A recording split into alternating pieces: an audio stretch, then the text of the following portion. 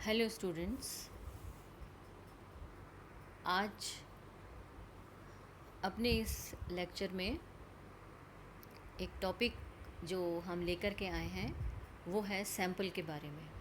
अभी तक हमने पॉपुलेशन के बारे में पढ़ा था। इससे पहले वाले वीडियो में पॉपुलेशन के बारे में पढ़ा था और उसकी कुछ बेसिक कॉन्सेप्ट्स के बारे में, बेसिक टर्मिनोलॉजी के बारे में जानकारी प्राप्त की थी।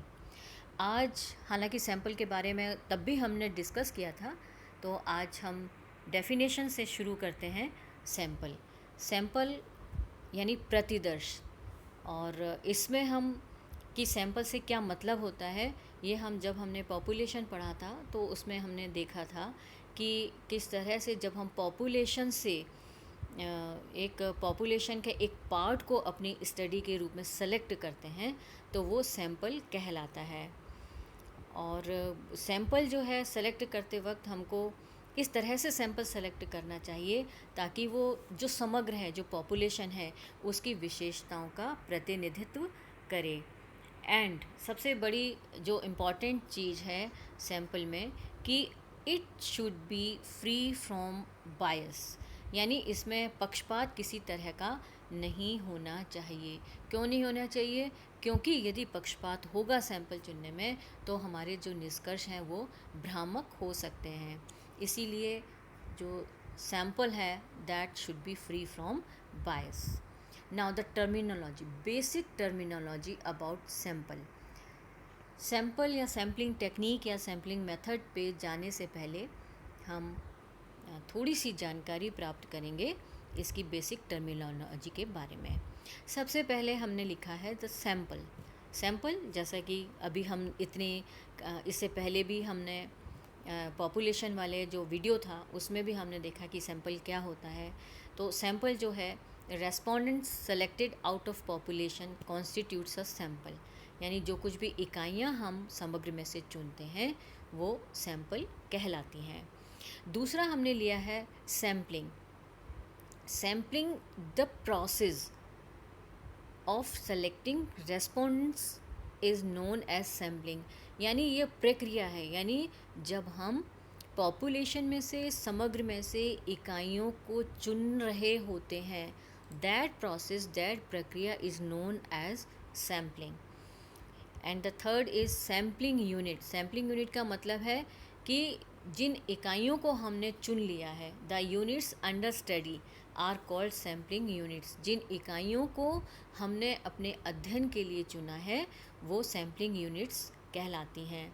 Sample size, the number of units in a sample is called sample size, यानी एक सैम्पल में कितनी इकाइयाँ हैं वो सैम्पल साइज़ कहलाएंगी। मान लीजिए आप लोगों की क्लास में यदि 90 बच्चे हैं और 90 में से, उन 90 बच्चों में से हमने 10 बच्चों को एक स्टडी के लिए सेलेक्ट किया है, तो जो सैम्पल साइज़ होगा वो 10 होगा।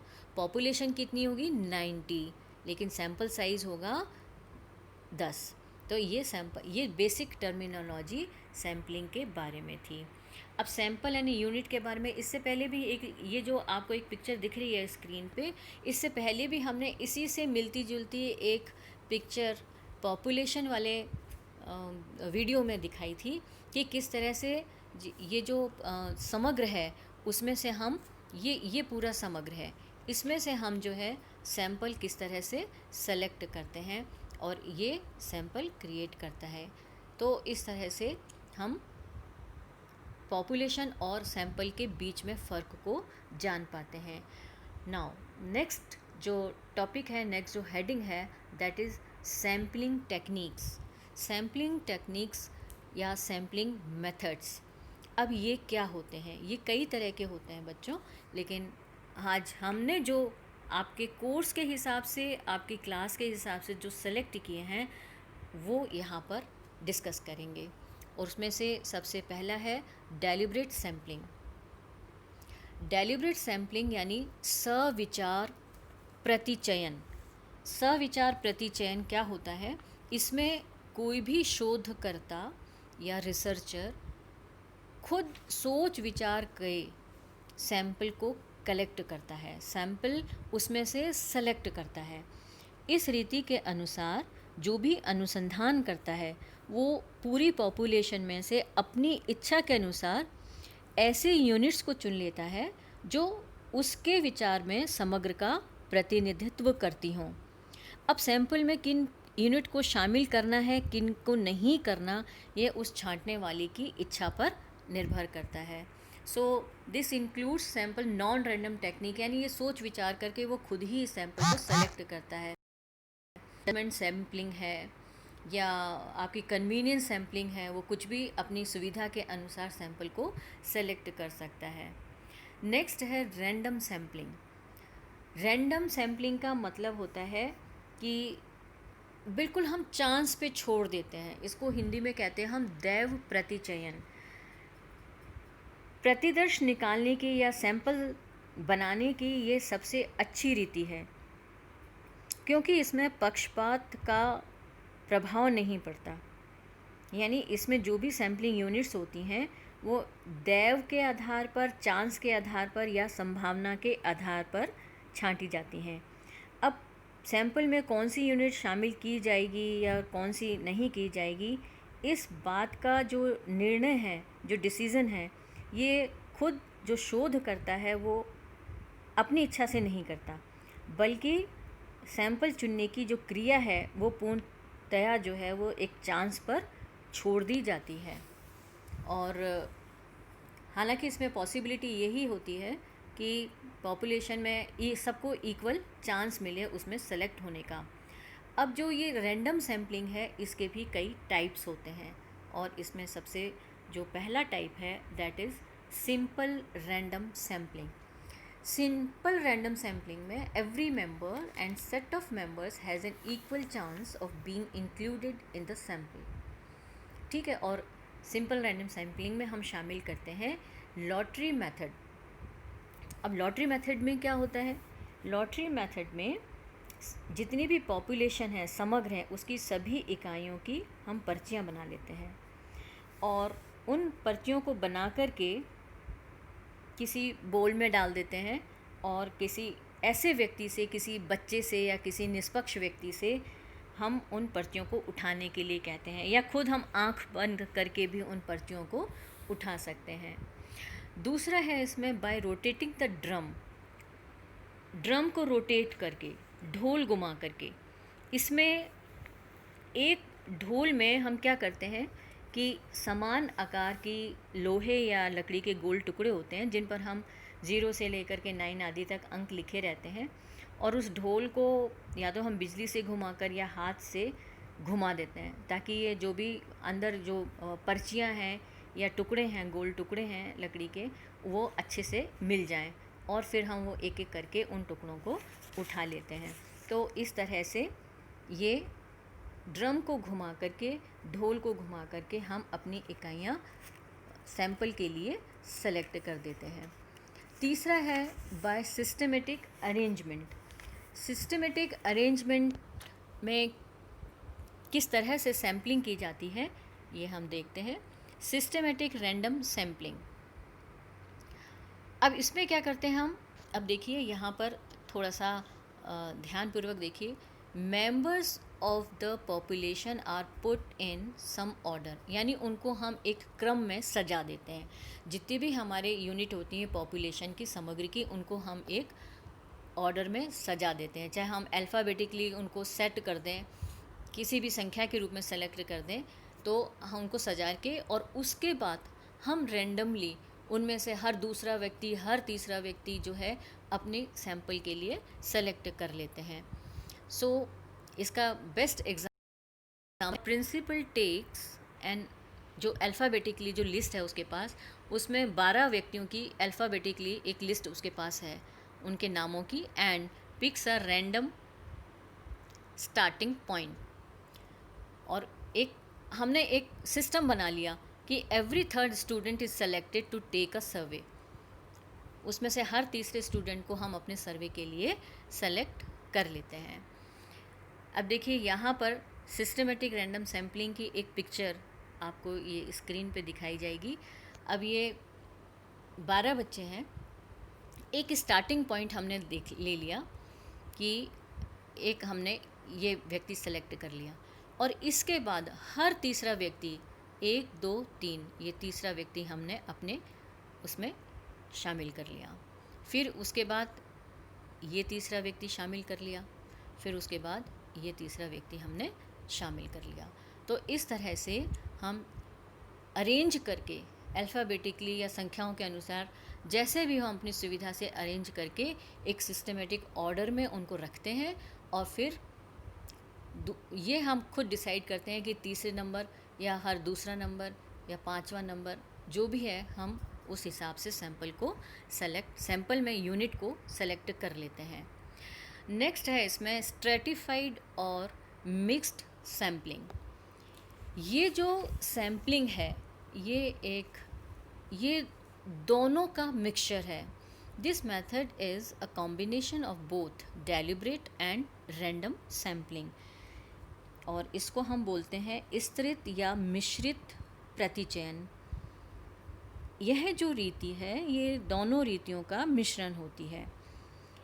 इस रीति के अनुसार हम क्या करते हैं, पहले जो समग्र है या पॉपुलेशन है उसको उसकी विभिन्न विशेषताओं के आधार पर सविचार प्रतिचयन द्वारा यानी डेलिब्रेट सैम्पलिंग के द्वारा हम ग्रुप्स में बांट देते हैं, और बाद में उन ग्रुप में से अलग अलग जो इकाइयाँ छांटी जाती हैं वो रैंडमली छांटी जाती हैं। तो इस तरह से ये दोनों का मिश्रण होती है। So the population is first split into groups, group में स्प्लिट कर दिया जाता है, ये सविचार करके ये डेलिब्रेटली हम ग्रुप बना देते हैं। उसके बाद the overall sample consist of some members from each group, every group, the members from each group are chosen randomly. अब ये भी इसका एग्जाम्पल है कि किस तरह से हम जो स्ट्रेटिफाइड और मिक्स सैम्पलिंग से सैम्पलिंग यूनिट को सेलेक्ट करते हैं। मान लीजिए कि एक टास्क दिया हुआ है, suppose you are given the task to take a sample of 100 students to ask them कि जो कॉलेज में है या स्कूल में है या कॉलेज में है कि एक जो पार्किंग लॉट को सपोर्ट करते हैं या नहीं करते। तो सर्टेनली कॉलेज में फर्स्ट ईयर के बच्चे भी होंगे, सेकेंड ईयर के बच्चे भी होंगे, थर्ड ईयर के बच्चे भी होंगे और फोर्थ ईयर के बच्चे होंगे। अब ये 100 में से अब हम किन लोगों की राय लें या ना लें, तो उसमें हम क्या करते हैं कि इनको अलग अलग पहले ग्रुप में हमने बांट दिया। ठीक है, ग्रुप में हमने बांट दिया। अब उसमें से हम क्या करेंगे, 25 फर्स्ट ईयर में से ले लेंगे, 25 सेकेंड ईयर में से ले लेंगे, 25 हम और थर्ड ईयर में से ले लेंगे और 25 फोर्थ ईयर से ले लेंगे। तो इस तरह से हर ईयर के बच्चे का एक रिप्रेजेंटेशन उस सर्वे में हो जाता है। नेक्स्ट है, ये इसी का ही डायग्राम है, इसी के पिक्चर है स्ट्रेटिफाइड रैंडम सैम्पलिंग की। नेक्स्ट है क्लस्टर रैंडम सैंपल। ये ग्रुप में होता है, नाम से ही लग रहा है क्लस्टर है, क्लस्टर रैंडम सैंपल। इसमें क्या करते हैं, the population is first split into groups, पहले उनको ग्रुप में बांट दिया जाता है, अलग अलग समूहों में बांट दिया जाता है समग्र को। Then the overall sample consists of every member from some of the groups. The groups are selected at random.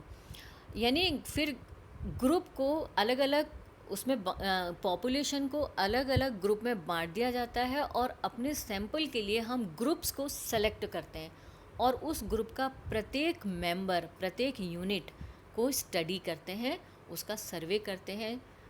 देखिए इसका एग्जांपल, मान लीजिए कि एयरलाइन कंपनी है, and airline company wants to survey its customer one day. एक दिन वो ठीक है कि एक दिन में उसके कस्टमर को वो सर्वे करना चाहती है एक एयरलाइन कंपनी। तो क्या करती है, सो दे रैंडमली सेलेक्ट, यानी उसकी बहुत सारी फ़्लाइट है, उसमें से वो किसी 5 फ़्लाइट को सेलेक्ट कर लेती है दैट डे, है ना, and survey every passenger on those flight. जो 5 फ़्लाइट उसने सर्वे अपने लिए निकाली हैं, सेलेक्ट की हैं, उनमें से हर कस्टमर को, हर पैसेंजर को वो सर्वे करती है। तो इस तरह से this is called.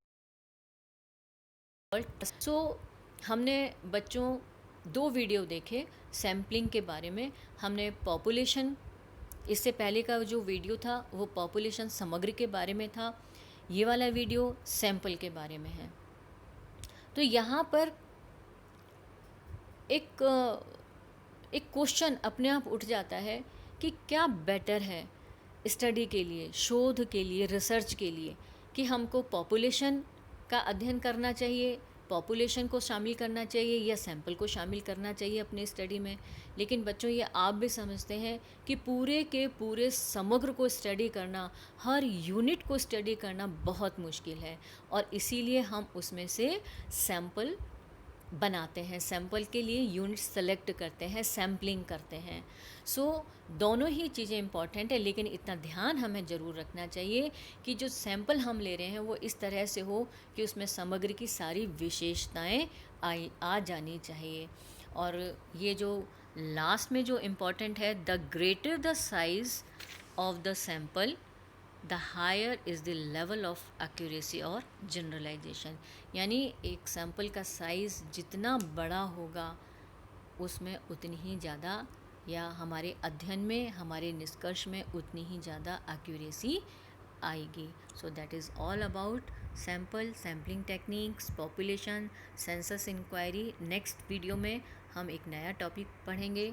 Thank you very much.